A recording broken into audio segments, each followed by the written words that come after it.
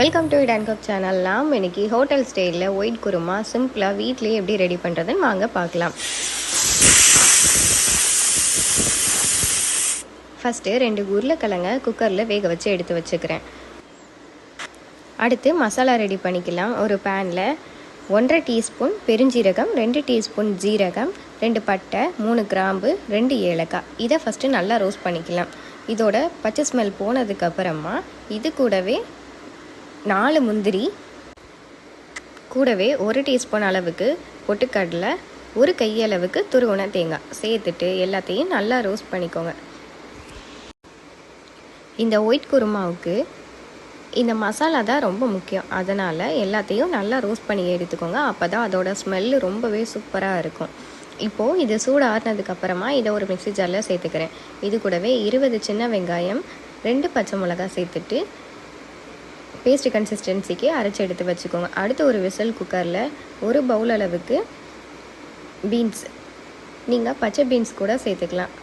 1 cup அளவுக்கு cut பண்ண carrot, 2 தக்காளி, கொஞ்சமாக மல்லி இலை சேர்த்துட்டு இது கூடவே 1 டேபிள் ஸ்பூன் அளவுக்கு இஞ்சி பூண்டு பேஸ்ட்டு, நம்ம அரைச்சி வச்சுருந்த மசாலா அதையும் இது கூடவே சேர்த்துக்கோங்க. நீங்கள் இது கூடவே கொஞ்சமாக பச்சை பீன்ஸ், காலிஃப்ளவர், இப்படி எதுனாலும் உங்களுக்கு விருப்பப்பட்ட காய்கறிகளை சேர்த்துக்கலாம். அடுத்து கொஞ்சமாக தண்ணி சேர்த்துட்டு தேவையான அளவு உப்பு சேர்த்துக்கோங்க. சேர்த்துட்டு எல்லாத்தையும் நல்லா மிக்ஸ் பண்ணிக்கலாம். அடுத்து குக்கரை மூடி விசில் போட்டுக்குங்க. 2 விசில் விட்டாலே போதும். அடுத்து ஸ்டவ் ஆஃப் பண்ணிடலாம்.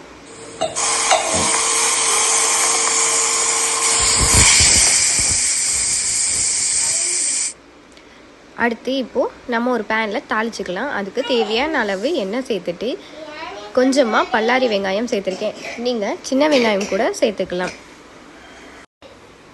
வெங்காயம் நல்லா ரோஸ்ட் ஆனதுக்கப்புறமா கொஞ்சமாக கருவேப்பிலை, உங்கள் காரத்துக்கு தகுந்த மாதிரி சில்லி பவுடர் சேர்த்துக்கோங்க.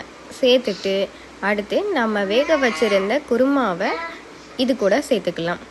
பேனில் சேர்த்துட்டு நம்ம ஆல்ரெடி வேக வச்சுருந்த உருளைக்கிழங்குக்கு தோலை எடுத்துட்டு மேஷ் பண்ணிவிட்டு இது கூட சேர்த்துக்கோங்க. எல்லாத்தையும் நல்லா மிக்ஸ் பண்ணிவிட்டு இது கூடவே 250 ml காய்ச்சி ஆற வச்ச பால் சேர்த்துக்கிறேன். சேர்த்துட்டு நல்லா மிக்ஸ் பண்ணிவிட்டு நல்லா கொதிச்சதுக்கப்புறமா ஸ்டவ் ஆஃப் பண்ணிவிட்டு சூடாக சர்வ் பண்ணலாம். இந்த ஒயிட் குருமாக்கு சப்பாத்தி, பூரி, பரோட்டா இப்படி எதுனாலும் சூப்பராக இருக்கும். ஸோ மிஸ் பண்ணிடாமல் கண்டிப்பாக இந்த ரெசிபியை ட்ரை பண்ணி பாருங்கள். இந்த வீடியோ உங்களுக்கு பிடிச்சிருந்துச்சுன்னா வீடியோவுக்கு லைக் பண்ணுங்கள், ஷேர் பண்ணுங்கள், கமெண்ட் பண்ணுங்கள்.